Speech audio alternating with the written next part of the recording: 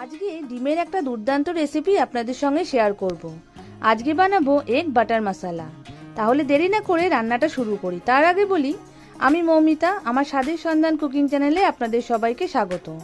প্রথমে 5টা ডিম 10 মিনিটের জন্য ফুটিয়ে সেদ্ধ করে ঠান্ডা করে রেখে দিচ্ছি। এদিকে কড়াইতে সামান্য সাদা তেল দিয়ে তার মধ্যে হাফ চামচ গোটা জিরে, 1 টুকরো দারচিনি, 2টো এলাচ, 2টো লবঙ্গ, 4-5 কোয়া রসুন, 4-5 টুকরো আদা, 2টো কাঁচা লঙ্কা দিয়ে একটু ফ্রাই করে নেব। তারপর এর মধ্যে দেব 7-8টা মতো কাজু দিয়েও একটু ফ্রাই করে নেওয়ার পর বড় একটা টমেটো কুচি করে রেখেছি, এই টমেটোটা আমি এর মধ্যে দিয়ে দিচ্ছি। টমেটোটা ততক্ষণ ফ্রাই করব যতক্ষণ না ভালোভাবে একদম গলে যাচ্ছে। আর যাতে তাড়াতাড়ি গলে নরম হয়ে যায় তার জন্য এখানে আমি খুব সামান্য নুন দিয়ে দিলাম। নুন দেওয়ার পরে মিডিয়াম ফ্লেমে কিছুক্ষণ নাড়াচাড়া করে নিলেই কিন্তু টমেটোটা একদম নরম হয়ে যাবে।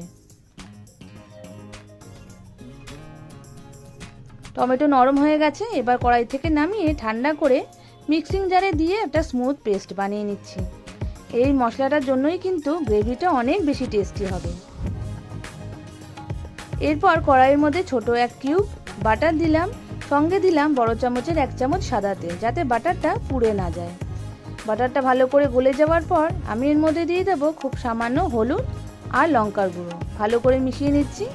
এরপরে সেদ্ধ করে ছাড়িয়ে রাখা ডিমগুলো একটু ভালো করে ভেজে নিচ্ছি। এপিট ওপিট করে একটা কালার এসে গেলেই তারপরেই তুলে নেব। এর মধ্যে আমি দেব সামান্য নুন।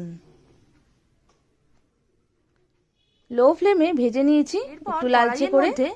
3 চামচ সাদা তেল আর 2 চামচ বাটার দিয়ে দিচ্ছি। বাটারটা গলে যাওয়ার পর বড় 2টো পেঁয়াজ কুচি করে রেখেছি, পেঁয়াজ কুচিটা দিয়ে দিলাম। পেঁয়াজ কুচিটা একদম বাদামি করে ভেজে নিতে হবে। ভাজা হয়ে গেলে এর মধ্যে আমরা বেসিক যে গুঁড়ো মশলা দিয়ে রান্নায় সেগুলো পরপর দিয়ে দেব। 1 চামচ লঙ্কার গুঁড়ো, 1 চামচ হলুদ গুঁড়ো, ছোট চামচের 1 চামচ নুন, হাফ চামচ জিরে গুঁড়ো আর 1 চামচ ধনে গুঁড়ো দিয়ে ভালো করে মশলাটা একটু ফ্রাই করে নিতে হবে। মশলাটা যাতে পুড়ে না যায় তার জন্য এখানে আমি সামান্য জল দিয়ে দিচ্ছি। জল দেওয়ার পর মশলাটা ততক্ষণই আমি কষিয়ে নেব যতক্ষণ না মশলা থেকে তেলটা ছেড়ে দিচ্ছে। খুব ঝটপট রান্না হয়ে যায়, কিন্তু খেতে কিন্তু দুর্দান্ত হয়। অবশ্যই বাড়িতে এটা বানাবেন। মশলাটা খুব ভালো করে কষানোর পর এর মধ্যে যে টমেটো পেস্টটা আমি রেডি করেছিলাম সেটা দিয়ে দিচ্ছি, আর মিক্সিং জারের মধ্যে সামান্য জল দিয়ে গুলে বাকি মশলাটাও দিয়ে দিলাম।